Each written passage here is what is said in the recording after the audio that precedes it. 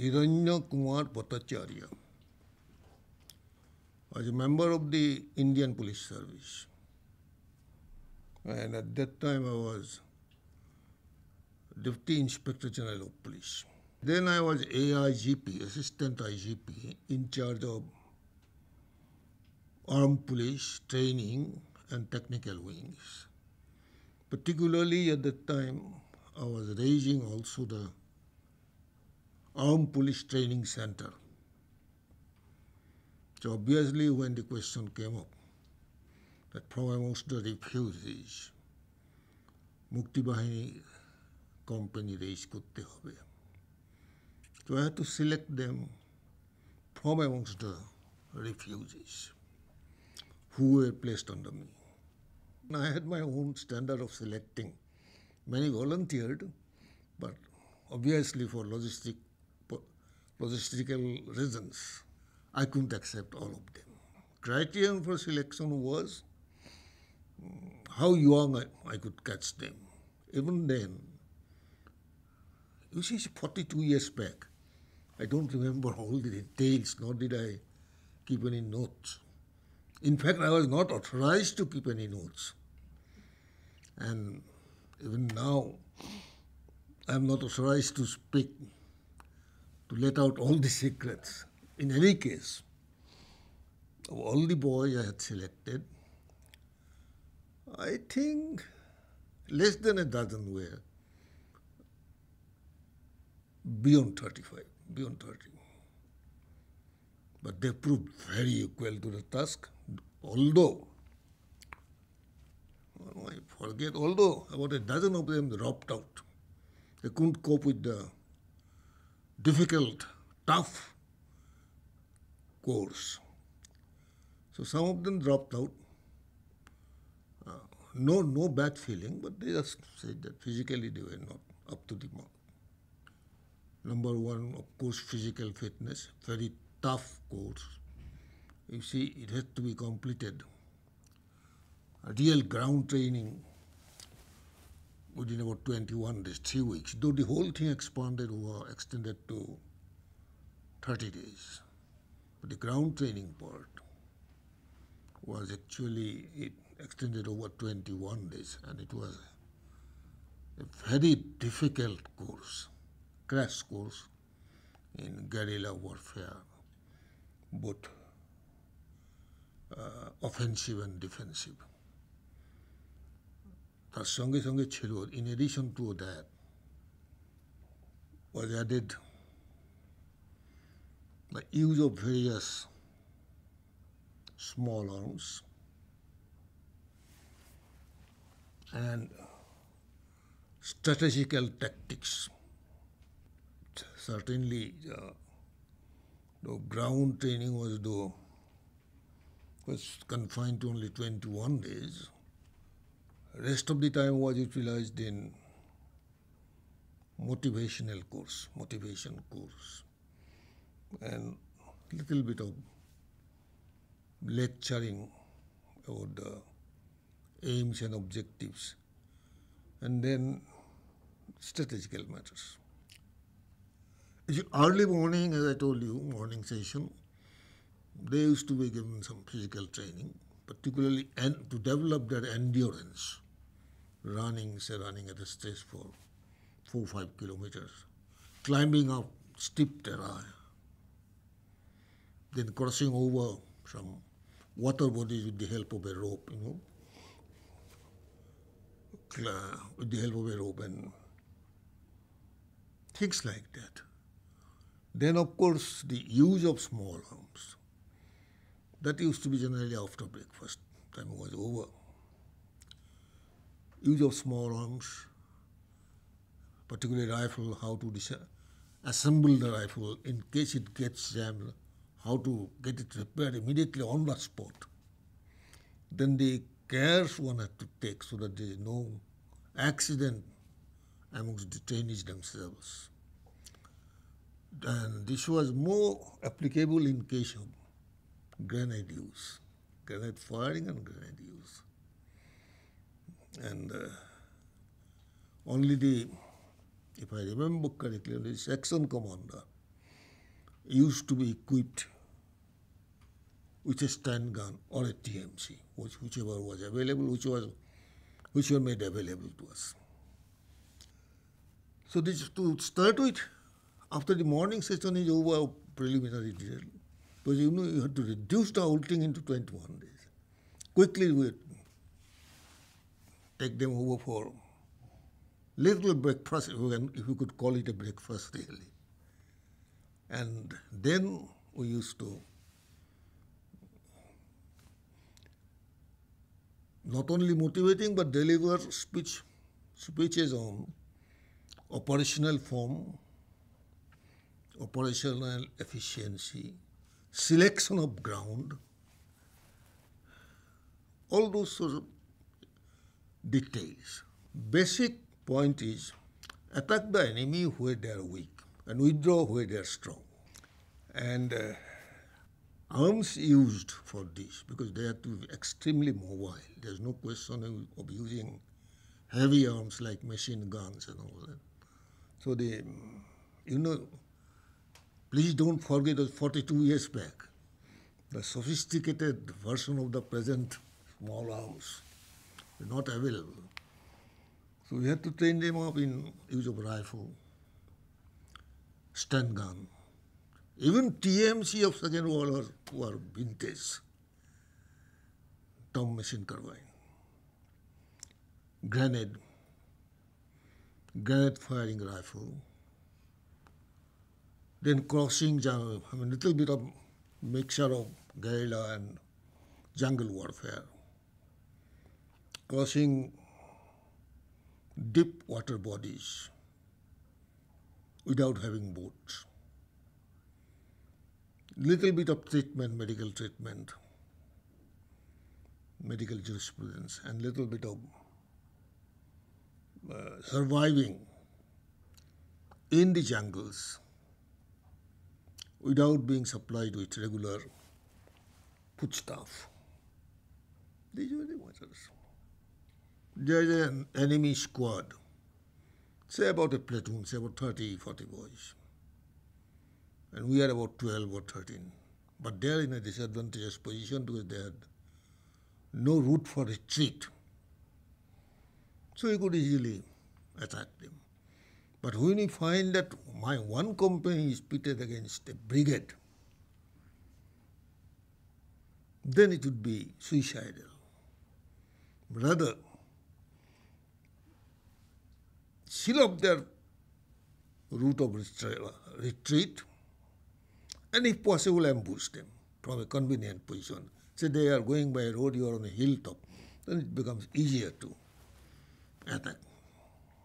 If I remember correctly, I had selected 200 odd bodies.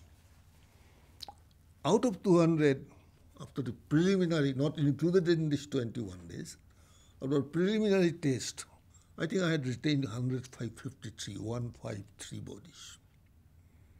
Out of whom again, I think 7 or 8 dropped out when the course was at the height of its progress. 12 persons make a section of section of armed personnel. 3 sections, 1 platoon. And 3 platoons, 1 company. Am I clear?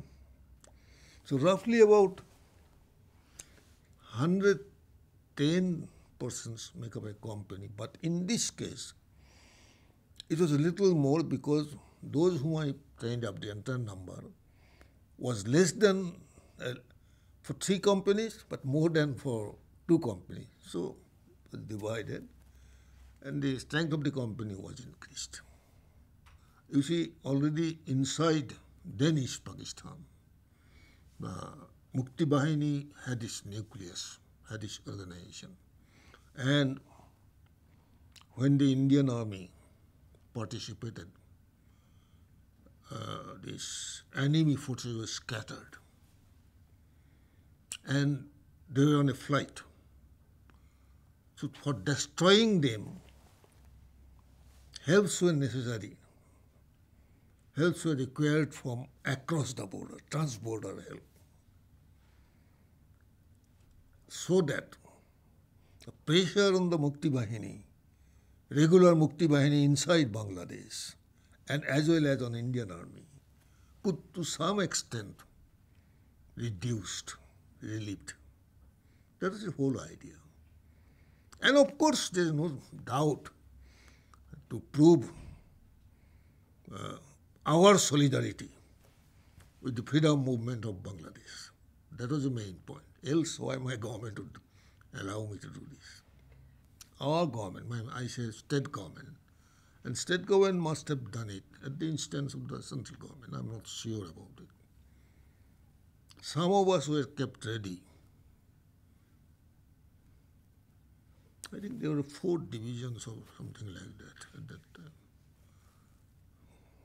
We were asked to keep ourselves ready for moving to Bangladesh, for taking over, helping the civil administration if need be, and if Banglabandhu makes such a request, then of course some of us were kept ready for moving to Bangladesh in aid of civil administration. Might be May, June, because it was rainy season, I remember. As I told you, I was not authorized to keep any notes, so I can't give you any date. In fact, nowhere in the files anything would be available about this. It was such a top secret matter. And I'm sorry to say that those who were associated with me, my trainers, my second in command, then my higher up, I'm the lone survivor. Everybody has departed.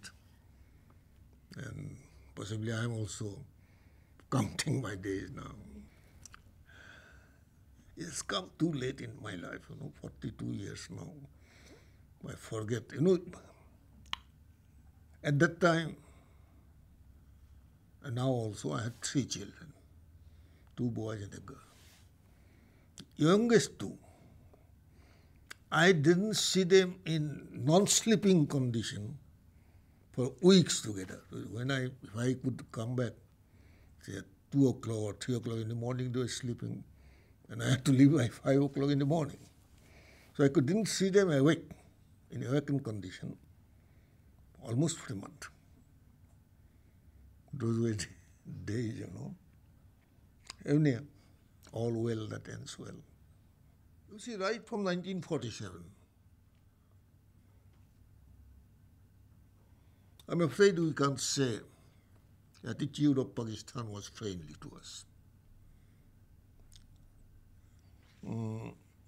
Prior to this, already 2-3 wars were waged,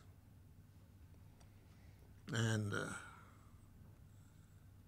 above all, when millions of refugees entered into Assam, nay, into India, we had no other way out. We had to intervene. I think this has been Mrs. Gandhi's paramount success of our entire checkered career, but at a heavy cost. Heavy cost means what I mean. I wouldn't like to speak more than that. At a heavy cost, I mean Bangladesh has never, not Bangladesh, Pakistan has never forgotten that India was instrumental in partitioning Pakistan. And they would not miss any chance to avenge this particular crisis. You see, when you entertain some animus against somebody, you forget your own part. You take a very revengeful attitude. We knew how the majority of the people of Pakistan were suppressed, to how much atrocities they were subjected. Can you imagine 30 lakhs, 3 million people butchered, 300,000 women molested? This is, you can see my ears even now standing up. So that was absolutely inhuman. Today, standing here, sitting here 42 years after, I personally feel that Bangladesh is translating into realities what Vishwakobi Rabi Thakur had predicted century back. হেথায় দাঁড়িয়ে দুবাহু বাড়িয়ে নবীনর দেবতারে উদার ছন্দে পরমানন্দে বন্দন করিতারে. As if Bangladesh is proving today, কেহ নাহি জানে কার আহ্বানে কত মানুষের ধারা, দুর্বার স্রোতে এলো কোথা হতে সমুদ্রে হলো হারা.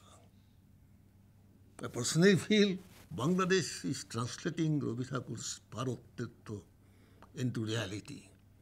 But as I was attending all the functions for last 2 days,